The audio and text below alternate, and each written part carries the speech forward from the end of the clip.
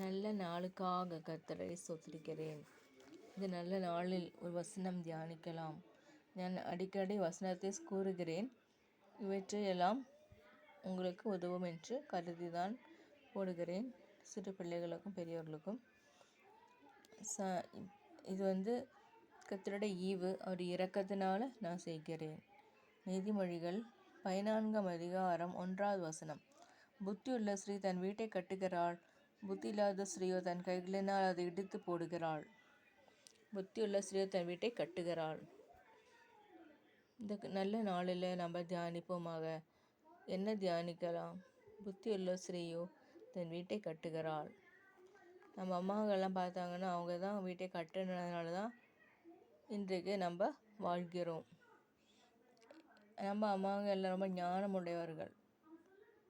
இன்றைக்கி இருக்கிற ஜென்ரேஷனை விட பழைய ஜென்ரேஷன் தான், ஓல்டு ஜென்ரேஷன் தான் நிறைய ஞானமுள்ளவர்கள். அதனால தான் நம்ம சுகத்தோடும் தைரியத்தோடும் சந்தோஷத்தோடும் வாழ்கிறோம். ஓரளவுக்கு ஆனாலும். ஆகவே இந்த நாளில் இந்த வசன நைட்டில் மெசேஜ் கொடுக்குறேன். ஆண்டவர் அற்புதம் செய்வாராக. புத்தியுள்ள ஸ்ரீயோ தன் வீட்டை கட்டுகிறாள். இவ்வளோ அருமையான வசனம். புத்தியுள்ள ஸ்ரீ யாருன்னா தெபோராள், சாராள், அதே மாதிரி மேரி, இயேசுவின் அம்மா மேரி, இயேசுனுடைய அம்மா மேரி. அப்புறம் புத்தியுள்ள ஸ்ரீ எஸ்தர், ரூத், மிரியாம், மோசோட சிஸ்டர் மிரியாம். இவர்களெல்லாம் ஞானத்தோடு இருந்ததுனால தான் எனக்கு பைபிள் நம்ம வாசிக்கும் பொழுது நம்மளுக்கு சந்தோஷமாக சமாதானமாக இருக்கிறது. எவ்வளோ ஆச்சரியமான ஆண்டவர் நமக்குள்ளார்.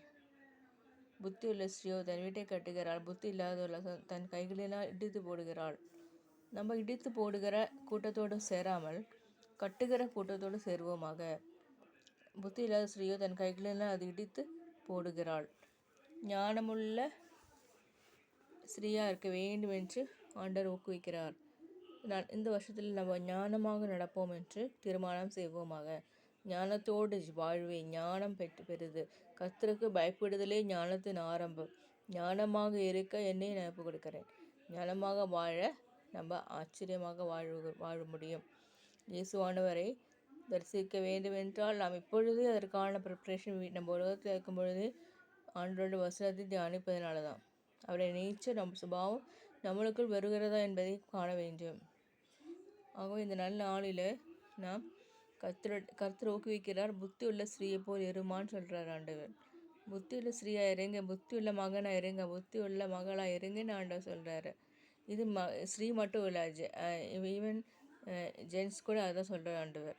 மகன் மகள் என்று பிரித்து சொல்கிறார் ஆண்டவர். இந்த நீதிமொழிகள் 31 அதிகாரம் இருக்கிறது. நீங்கள் வாசிப்பீர்களானால் அது தெரியும் நம்மளுக்கு. புத்தியுள்ள ஸ்ரீயை போல புத்தியுள்ள ஸ்ரீ இருக்குது, கனமுடைய மகனும் இருக்குது. ஆகவே நம்ம இந்த சாப்டரில் 31 சாப்டரும் ஒவ்வொரு நாளும் ஒவ்வொரு அதிகாரம் ஓரோ டே வச்சு எடுக்கலாம், வாசிக்கலாம். அவ்வாறாக வாசிக்கும் பொழுது நம் பைபிளில் ஆசீர்வாதம் பெற்றுக்கொள்வோமாக. புறங்கூறுகிறவர்கள் நிறைய பேர் இருக்கிறாங்க, அவற்றையெல்லாம் பார்க்காதீர்கள். புறங்கூறுகிற கூட்டத்தோடு சேராமல் இருப்போமாக. ஆண்டு என்ன சொல்கிறாரு? ஆண்டு வருஷம் சொல்கிறார் என்னது? நான் உன்னை விட்டு விலகுவதும் இல்லை, உன்னை கைவிடுவதும் இல்லை. எவர்கள் உனக்கு விரோதமே கூட்டம் கூடுகிறார்களோ அவர்கள் உன் பட்சத்தில் வருவார்கள். ஒரு மனிதனுடைய நடை சரியாக இருந்தால் கர்த்தர் என்னுடைய சத்துருக்களை அவனோடு இணைக்கிறார். உலகத்தில் உள்ளவரிலும் உன்னோடு இருக்கிறவர் பெரியவர் ஆண்டா சொல்கிறாரு. உன்னில் இருக்கிற ஜீவனுள்ள கிறிஸ்துவானவர் இயேசுவானவர் பெரியவராக இருக்கிறார். உலகத்தில் உள்ள கவலைகளும் ஏமாற்றங்களும் வாழ்க்கை கெடுக்கிற எல்லா விதமான காரியங்களும் விட்டு விலக நம்மை கர்த்தர் ஊக்குவிக்கிறார். நாளில் நம்ம கர்த்தரை தியானிப்போமாக, அவரோட வசனத்தை பறைசாற்றுவோமாக. நீங்கள் இயேசு பற்றி சொல்கிறதுனால கர்த்தர் உங்களை ஆசீர்வதிப்பார். கர்த்தர் உங்களை தீர்காயுசோடு கர்த்தர் காப்பாற்றுவார். நம்ம ஃபர்கிவ் பண்ணணும். ஒரு நாளைக்கு ஒரு டே எடுங்க. அந்த டேயில் இருக்கிற எல்லா விஷயத்தையும் ஆண்டவரோடு சொல்லுங்கள். அதே போல் தேவனோட வசனத்தை பறைசாற்றலோடு கூட ஐக்கியம் கொள்ளுங்க, ஜெபியுங்க.